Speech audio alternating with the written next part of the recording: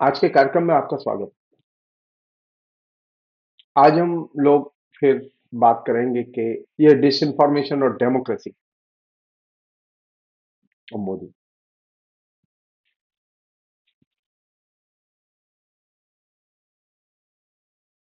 ये जो hate campaigner हैं, इन हेट कैंपेनर्स की जो सबसे बड़ी विशेषता है वो ये कि ये आ, आश्रित होते हैं डिसइंफॉर्मेशन पर। अगर डिसइंफॉर्मेशन ना हो तो हेट कैंपेन नहीं हो सकता। जो लोग ये सोचते हैं कि नहीं, हेट कैंपेन जो है वो नहीं, हेट कैंपेन के लिए डिसइंफॉर्मेशन बहुत जरूरी है। डेमोक्रेसी को नष्ट करने में किसी एक चीज की इस दौर में सबसे बड़ी भूमिका है, उसे कहते हैं हेट कैंपेन और डिसइंफॉर्मेशन। वो चाहे अमेरिका हो, चाहे वो जर्मनी हो, चाहे वो फ्रांस हो, चाहे वो ब्रिटेन हो, चाहे वो भारत हो। ये अंतरराष्ट्रीय फिनोमिना है। और ये अंतरराष्ट्रीय फिनोमिना, जैसे अब अगर ये खाली डिसइंफॉर्मेशन जो है वो खाली कुंभ पर ही नहीं आ रही है, वो हर चीज पर तरह तरह से डिसइंफॉर्मेशन का जो है एकदम फ्लो बना हुआ है। और व्हाट्सएप यूनिवर्सिटी, बीजेपी के मीडिया चैनल, ये इस काम में बहुत ही जिसे कहें कि ईमानदारी से लगे हुए हैं कि कैसे पूरे के पूरे देश को डिसइंफॉर्मेशन में डुबो दिया जाए। और ये बहुत ही मजेदार चीज है, अपने आप में दिलचस्प है कि एक पार्टी जो व्यवहार में धर्म का नाम लेती हो, हिंदू धर्म का नाम लेती हो, और आचरण में वो बिल्कुल एकदम उसके विपरीत व्यवहार करती हो। मैंने कभी करपात्री जी को घूस लेते नहीं देखा, लेकिन मैंने हिंदुत्ववादियों को घूस लेते देखा है। मैंने शंकराचार्य को कभी घूस लेते नहीं देखा, लेकिन हिंदुत्ववादियों को घूस लेते देखा है।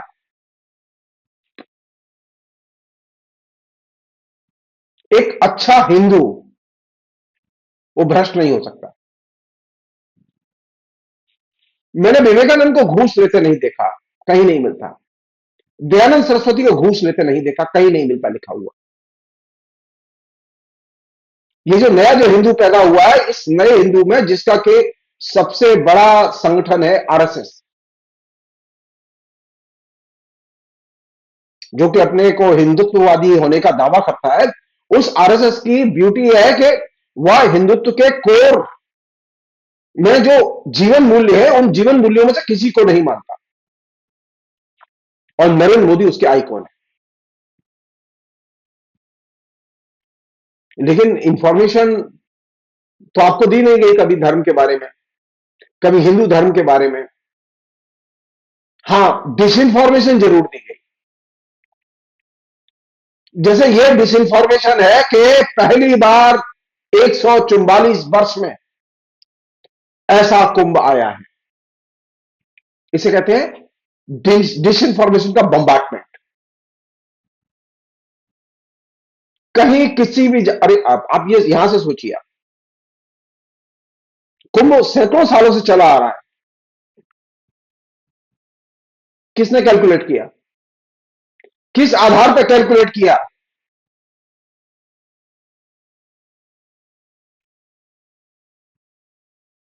ये जो फेकनेस है, ये डिसइंफॉर्मेशन है। ये डिसइंफॉर्मेशन कुंभ को उसने महाकुंभ बना दिया और महापर्व बना दिया। और जनता पागल है कि 144 वर्ष में पहली बार ऐसा कुंभ आया है, तो इसलिए नहाना बहुत जरूरी है। कहीं किसी भी शास्त्र में, किसी भी ज्योतिष के ग्रंथ में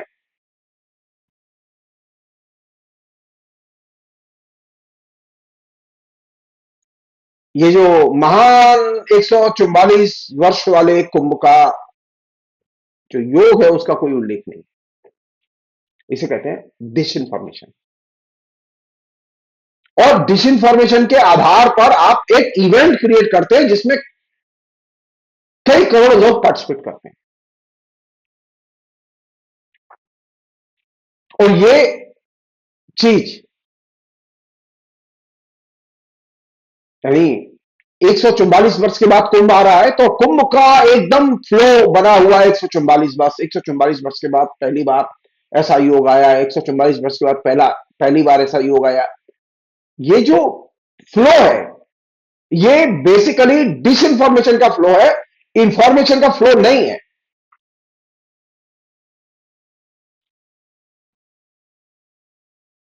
डिसइंफॉर्मेशन का फ्लो जब हैवीली अटैक करता है, संप्रसारित होता है, तो वह सूचनाओं के बृहत्तर स्पेस को नष्ट कर देता है।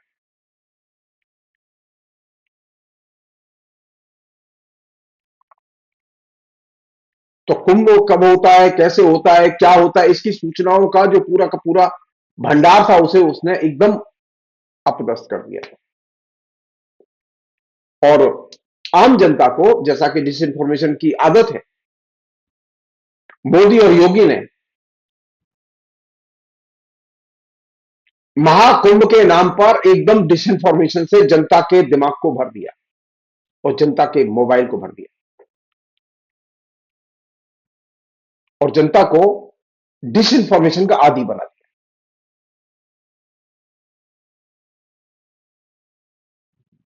अब जनता इस डिसइंफॉर्मेशन से एकदम आंदोलित और संचालित है।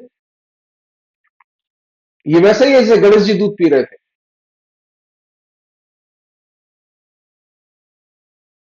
जनता के पास में कुंभ के बारे में सूचनाएं नहीं है, लेकिन जनता के बारे में महाकुंभ, और वो भी 144 वर्ष बाद कुंभ, ये सूचना जरूर है। आप पूरे इंटरनेट को खंगालिए, आपको पता नहीं चलेगा कि आखिर ये क्यों कह रहे हैं। ये आप उनसे पूछिए, शास्त्र बताओ, किस शास्त्र के अनुसार ये 144 वर्ष बाद कुंभ आया है, शास्त्र बताओ।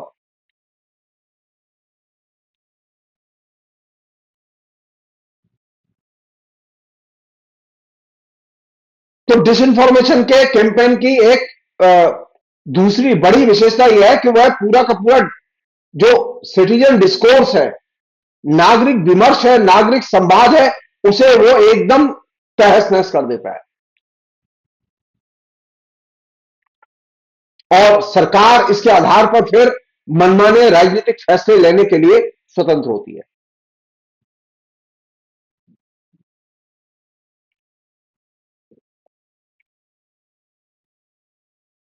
अब चूंकि ये एक बार सूचना आपके बीच में डाल दी गई कि अब 144 वर्ष बाद कुंभ हो रहा है, तो अब इससे रिलेटेड जो भी फैसले हम आराम से लेंगे, ये महापर्व है। और अपने गलत फैसलों को भी सरकार सही ठहराने लगती है। जैसे सरकार का यह गलत फैसला था कि कुंभ पर वीआईपी लोगों के लिए अलग से कॉटेज, होटल, धर्मशालाएं, वो भी गंगा के तट पर बनाई जाए, ये गलत फैसला था। वीआईपी लोगों के लिए स्वतंत्र रूप से आवागमन की व्यवस्था होगी, यह गलत फैसला था। कुंभ में धर्म में सब बराबर होते हैं।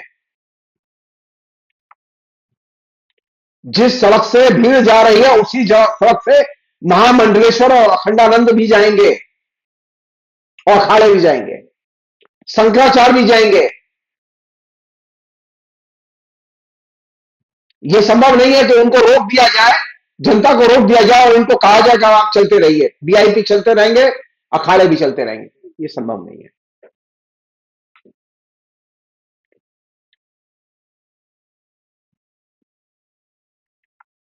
तो ये वीआईपी कल्चर धर्म की कल्चर के एकदम विपरीत है, खिलाफ है। ये वीआईपी कल्चर जो है वो पॉलिटिकल कल्चर है।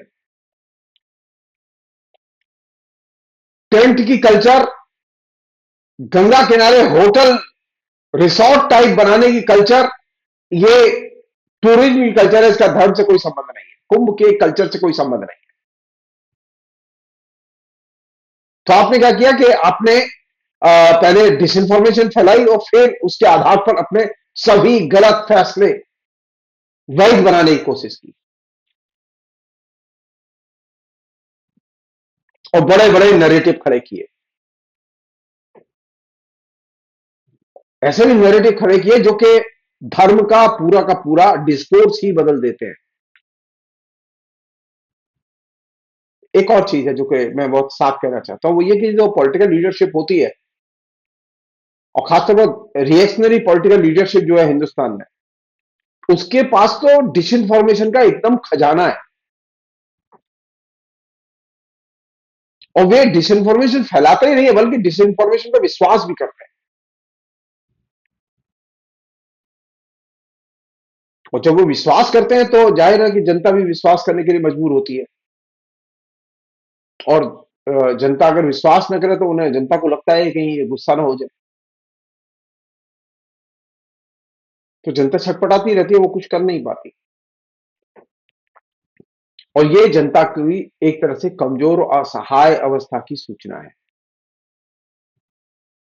मसलन अभी कुंभ में कितने लोग मर गए अभी तक पता नहीं, कितने लोग गुम हो गए, खो गए, अभी तक पता नहीं।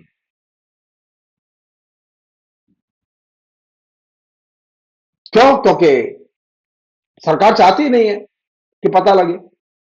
सरकार चाहती ही नहीं है कि आपको सही सूचना दी जाए। तो सबसे बढ़िया तरीका क्या है? सूचनाओं को दबा दो या फिर डिसइंफॉर्मेशन फैलाओ।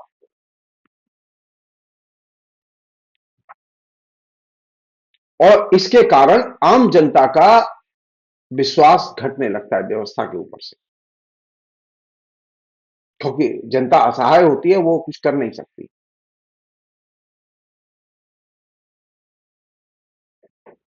एक अन्य चीज है जो कि कायदे समझने की है, डिसइंफॉर्मेशन कैंपेन जब चरम पर होता है तो वो राष्ट्र के ताने बाने को ध्वस्त करता है। नरेंद्र मोदी ने पिछले 11 वर्ष से जो डिसइंफॉर्मेशन की बमबारी अपने चंटू मंटुओं के जरिए की हुई है, उसने हिंदुस्तान के लोकतांत्रिक ताने बाने को और केंद्र राज्य के संबंधों को एकदम छिन्न भिन्न कर दिया है।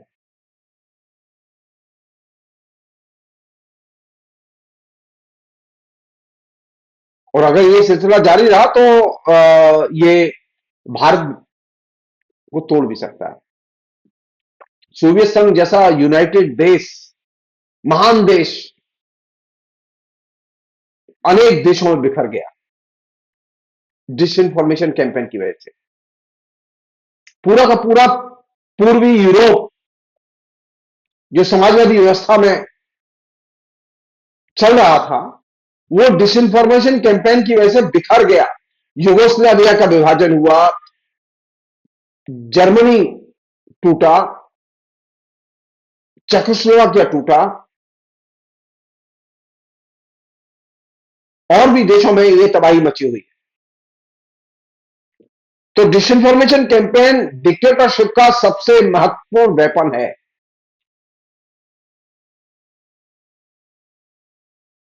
जहां पर भी तानाशाही का शासन स्थापित हुआ है, वहां तानाशाहों ने डिसइंफॉर्मेशन कैंपेन का सबसे अधिक इस्तेमाल किया, और प्रभावशाली ढंग से इस्तेमाल किया है। और उन्हीं से प्रेरणा लेके हमारे नरेंद्र मोदी काम कर रहे हैं।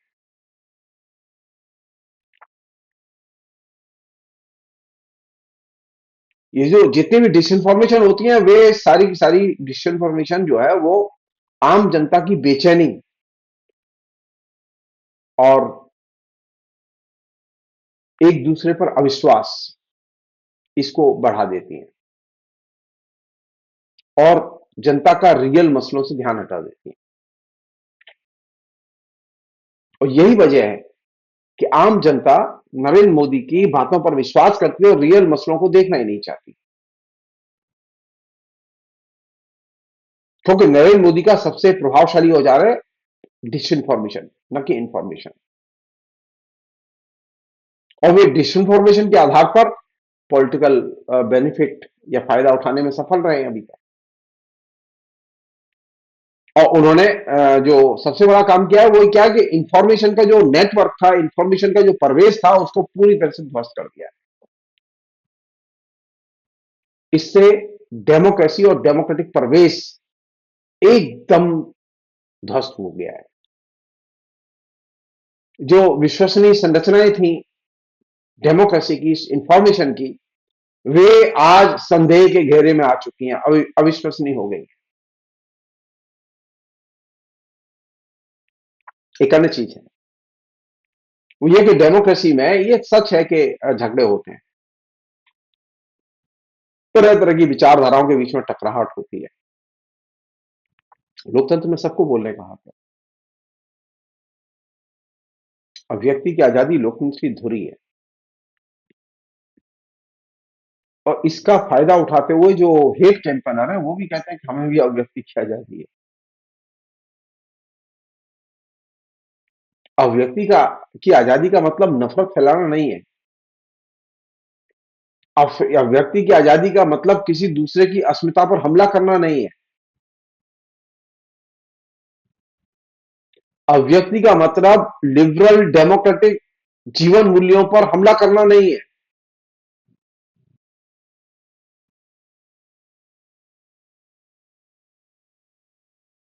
लेकिन यहां अभिव्यक्ति की आजादी का इसी काम के लिए इस्तेमाल हो रहा है, और जो लोग हेट कैंपेन से प्रभावित होते हैं वे या तो हिंसा करते हैं या फिर आत्महत्या करते हैं। तो हमारे यहां हिंसा करना ज्यादा सरल टारगेट है।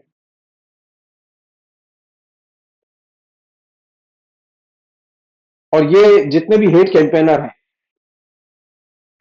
ये चाहे कल्ट गुरु हो, चाहे वो कथावाचक हो, जो भी हो, जिनकी आए दिन हम हेट स्पीच सुनते हैं, उनके बारे में मैं साफ कहना चाहता हूं कि हेट स्पीच आम जनता के जीवन में अनिश्चितता और हिंसा, इन दो को जन्म देती है।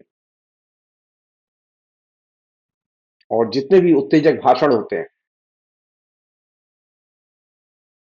वे मास वायलेंस को जन्म देते हैं।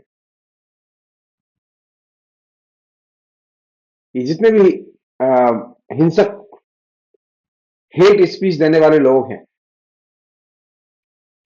वे लगातार एक बहुत ही संगठित गिरोह की तरह काम करते हैं। वो स्पॉन्टेनियसली नहीं बोल रहे,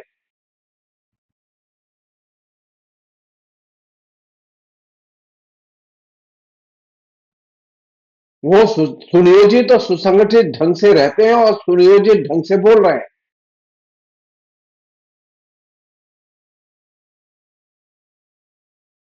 ये अपने अनुयायियों को ही प्रभावित नहीं करते, बल्कि वे उन लोगों को भी प्रभावित करने में सफल हो जाते हैं जो इनके अनुयायी नहीं है।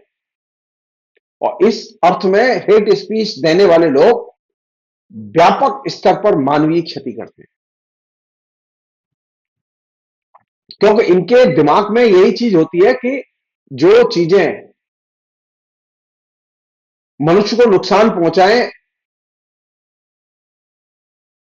उनकी प्रशंसा करो, उनको वैध ठहराओ, और लोगों में यह चेतना पैदा करो कि इस तरह की जो मानवीय क्षति करने वाली चीजें उनकी वो प्रशंसा करें, उनका समर्थन करें। और यही वजह है कि आजकल जितने भी अनैतिक, अधार्मिक,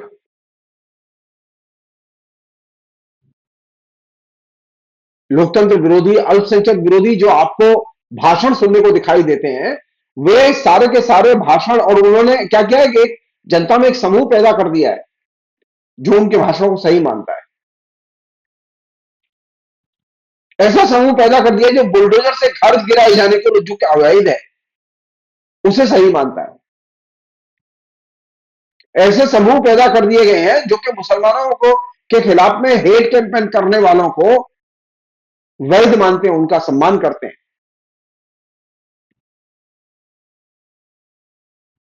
इसका अर्थ यह है कि ये सारा का सारा जो मॉडल है,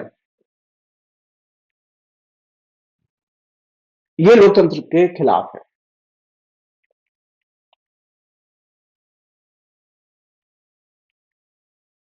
जो हेट स्पीकर हैं, जो हेट कैंपेन करते हैं या नफरती संस्कृति का प्रसार करते हैं या नफरती राजनीति करते हैं, वे अभिव्यक्ति की स्वतंत्रता के शत्रु होते हैं। उन्हें किसी भी किस्म के लोकतांत्रिक आंदोलन आंदोलन का स्वागत करने में परेशानी होती है, उसका समर्थन करने में परेशानी होती है, वो लोकतांत्रिक आंदोलन पसंद नहीं करते। यही वजह है कि नरेंद्र मोदी और उनकी सरकार ने डे वन से अभिव्यक्ति की स्वतंत्रता पर हमले करने शुरू किए, और जो लोग अभिव्यक्ति स्वतंत्रता के पक्ष में लिखते और बोलते थे उन पर हमले करने शुरू किए। इस सरकार ने उन लोगों पर हमले शुरू किए जो कि जन आंदोलन करते थे और जनता की आकांक्षाओं के लिए हर समय संबद्ध रहते थे, और उन लोगों को स्वतंत्रता दी गई जो कि हेट स्पीच फैलाते हैं।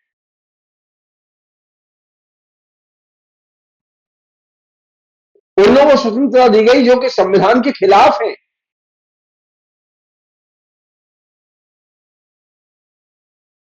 और ये अपने आप में सबसे डिस्टर्बिंग एलिमेंट है जो कि इस पूरे पूरे दौर में विकसित हुआ है।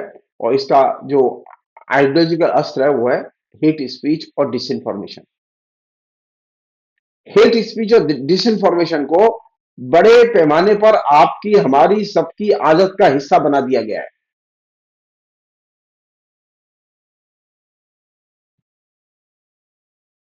जबकि ये आदत का हिस्सा नहीं बनना चाहिए।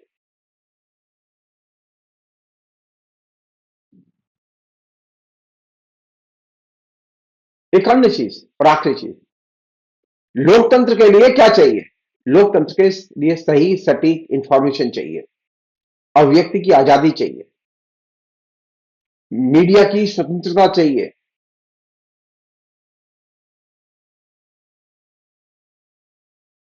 लेकिन नरेंद्र मोदी, योगी, मोहन भागवत, ये सारे जितने भी लोग हैं आरएसएस और बीजेपी के, ये एसेंशियली अभिव्यक्ति स्वतंत्रता के शत्रु हैं।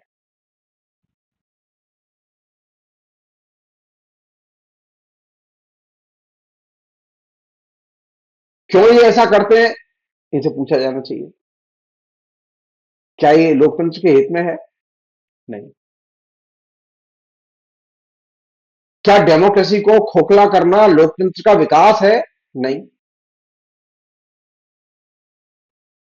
लोकतंत्र के स्तर पर हमारी चेतना बढ़नी चाहिए, लेकिन नरेंद्र मोदी के सचेत प्रयासों से हमारी चेतना कुंद हुई है, हमारी शिरकत घटी है। इसलिए नरेंद्र मोदी करते समय ये चीज ध्यान रखें, हम लोग आरएसएस करते समय ये चीज ध्यान रखें कि हमारे लिए अभिव्यक्ति की स्वतंत्रता बुनियादी चीज है।